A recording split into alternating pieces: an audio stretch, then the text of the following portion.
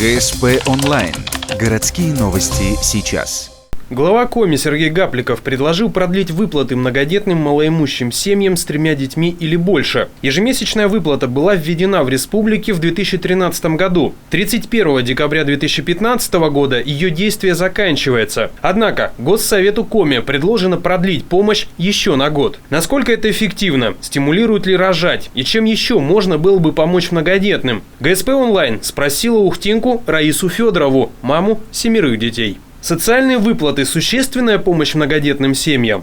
Здорово, что эта практика будет действовать и в следующем году. Финансирование, конечно, надо, но, конечно, хотелось бы, чтобы семьи с 5 и более детьми поддерживались тоже более существенно. Ввиду того, что с 3 детьми и с 5 детьми более одинаковая совершенно поддержка, а по тяжести вот именно финансовой, намного сложнее. Многодетные семьи бывают по разным факторам, не могут оформить статус малоимущей семьи. И получается, что эта семья просто не получает эти финансовую поддержку. Сумма выплат адекватна современным ценам и потребностям многодетных семей. Поддержка существенная ввиду того, что мать, воспитывающая в семье большое количество детей, она не в состоянии работать ввиду того, что нужно садик, школы, и всякие там другие больницы, И, соответственно, до 3 лет по уходу за ребенком на предприятии, то есть до 1,5 лет платится тебе одна сумма в пределах 8 тысяч, что ли, я сейчас не знаю точную сумму, на 3-го последующего ребенка. То есть предприятие платит, если ты работаешь. Но некоторые это бывают, мамочки не работают и никогда не работали, а получают от государства поддержку, вот эти детские деньги до 1,5 лет выплаты. Соответственно, после 1,5 лет до 3 лет работа ничего не платит с работы. С предприятия оплаты никакой нет, только 65 рублей. Эти 65 рублей не проживешь, соответственно, вот эта поддержка, которая в размере 10 тысяч, существенная поддержка. То есть маме не надо выходить уже в 1,5 года, когда ребенку исполняется, не зная, куда ребенка деть, садиков не дают. Соответственно, в 1,5 года ребенок никак в садик пойти не может, нянечек не нанять, потому что денег нет, а идти работать надо, идти кормить семью тоже надо. Социальные выплаты стимулируют рожать больше?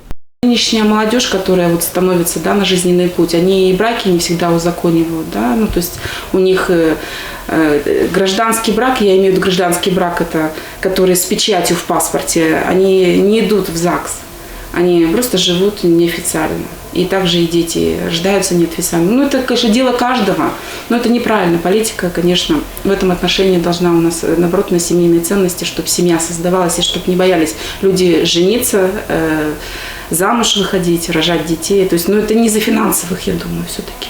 Это из моральных, из-за воспитания уже. Люди хотят жить в свое удовольствие, хотят путешествовать хотят. То есть у них в планы дети даже не входят, у некоторых вообще. И финансовая поддержка их не простимулирует совершенно. В республике действует программа выдачи земли многодетным семьям. Насколько это эффективная мера помощи? Выдали сейчас земли многодетным семьям, а строительство, как вести денег, откуда брать? Естественно, некоторые семьи начинают продавать эти земли. Ввиду того, что здесь у нас все дорого, они продают и переезжают в южные районы жить. И, соответственно, у нас в Ухте уже несколько семей так и сделали. В южных районах купили дома, продав эту землю на эту сумму.